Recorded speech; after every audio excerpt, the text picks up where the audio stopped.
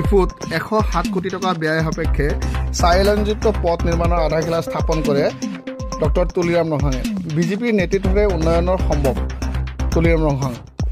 ডিফু চহৰৰ গান্ধী পাৰ্কৰ পৰা অসম বিশ্ববিদ্যালয় ডিফু চৌহদলৈ 4 লেনযুক্ত পথৰ আজি আধাৰশিলা স্থাপন কৰে পৰিষদৰ মুখ্য কাৰ্যবাহী সদস্য ডক্টৰ তুলিৰাম ৰংহাঙে।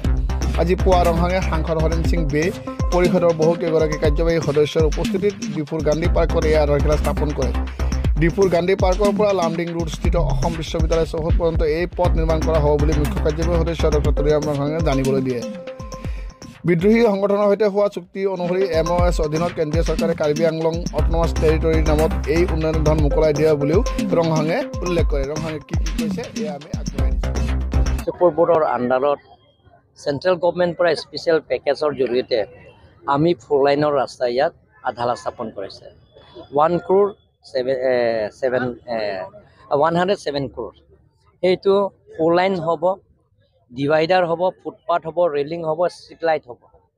আৰু তাত ৰেলিঙৰ লগত ফুটপাথৰ লগতে টাইলছ থাকিব। টাইলছৰ লগত আকৌ তাত ৰেলিং থাকিব, তাৰপিছত ষ্ট্ৰীট লাইটো থাকিব আৰু LED লাইটো থাকিব।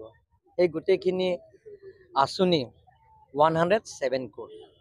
আৰু লগতে ৱেষ্ট কাৰ্বি আংলং গোটেই হামৰেন টাউনটো 4 লাইনটো অসমমালাৰ জৰিয়তে এইটো হিমন্ত বিশ্ব শৰ্মা ডাঙৰে আমাক উপহাৰ দিলে, টেণ্ডাৰ কৰা হৈছে, এলটমেণ্ট কৰা হৈ গ'ল। কিন্তু যিবিলাকৰ ৱাৰ্ডে যোৱা ৰাস্তা সেইবিলাকৰ কাৰণে আজি টোটেল 72 crore তাতো টেণ্ডাৰ কৰা হৈছে আৰু এলটমেণ্ট কৰা হৈছে। আজি আধালা স্থাপন কৰা হৈছে। গোটেই সেই দুটা স্কিমৰ কাৰণে আজি আধালা স্থাপন